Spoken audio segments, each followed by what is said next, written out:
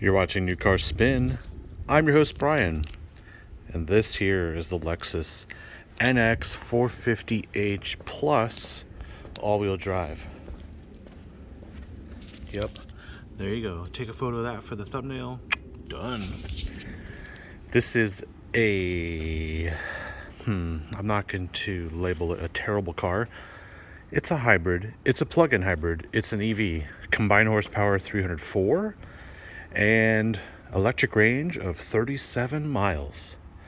Not my kind of car, and I'll tell you why. We'll start with the CVT transmission. Not very sporty, in my opinion. I'm not quite sure I enjoy the black wheels with the chrome trim around the windows, and then the blackout trim around the tail lights and the rear window. The chrome trim does not make any sense. Something else that does not make sense here are these door handles.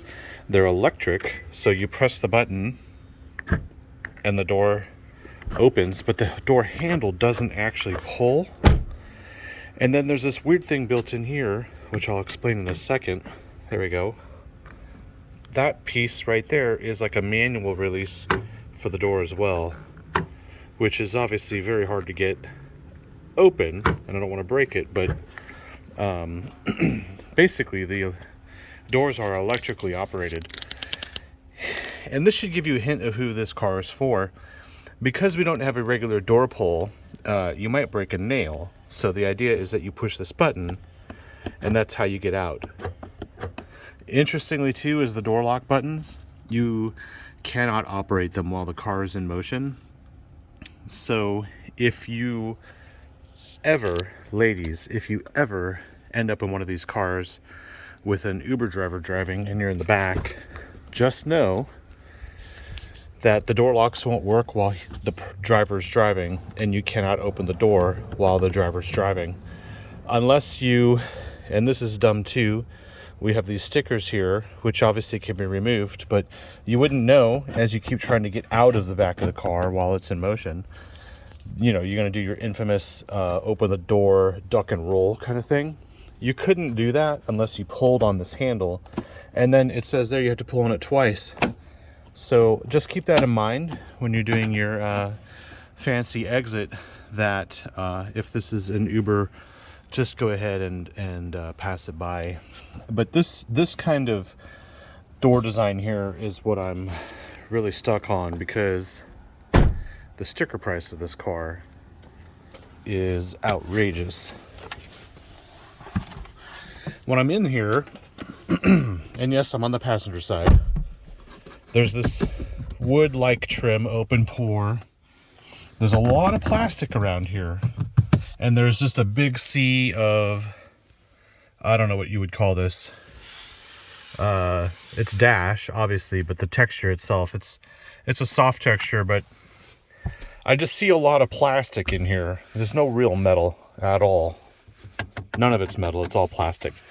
And I wish there was more leather up here. I wish there was more something here, and making it feel a little bit more luxurious, other than this gigantic screen and this little tiny instrument cluster, and then this over, you can't really see it because the car's off, but there's a on-screen display on the windshield that corresponds to what you're pressing here on these buttons. So you actually can't really control anything in the center display. And this display here, I'm not going to talk about. What I will talk about is, just given the storage and the design of the door pulls, this is not a car for, and this isn't even wireless, a wireless charging tray like it is in the Camry. And this is obviously where you'd put other loose items. This car is not really thought out that well, and it's super expensive for what it is. So beyond the fact that it's a hybrid, I drove the Supra last week, and that Supra was $56,000. This car is $61,965. It's more than the Supra. And I'm looking at this thing going, how is that possible? Because obviously we know that the Supra is a BMW, but why is this Lexus more expensive? And that's because I think the target demographic for this vehicle is obviously female, and it's a different combination of female because it's those who don't have kids. So it's in your 20s or it's empty nesters, and that's because there's no third row. But then we add the fact that this one is a hybrid right here. Boom, we have our charging port. Then you have a full battery and it makes it an EV. So it's quite a kind of like a do-it-all kind of car. And there is some storage back here as a third row. This thing folds. It's kind of weird, delicate butterfly effect look. It's kind of, yeah, there we go. Hard to deal with. Obviously power trunk lid. It's for people who just want an easy to drive car. Nothing too sporty. Nothing, I don't know, it's sporty looking, but nothing too fancy. And the problem I have is when they do stuff like this redundant, terrible design for a door, it means it's over-engineered in the wrong places. And when you're spending $61,000 on this, I can't even help but think there's other things that they've done that were unnecessarily redundant that you're also paying for in here somewhere. It's got a CVT. I just don't understand that, because it's a hybrid maybe, but there are EV hybrid combinations that don't have CVTs.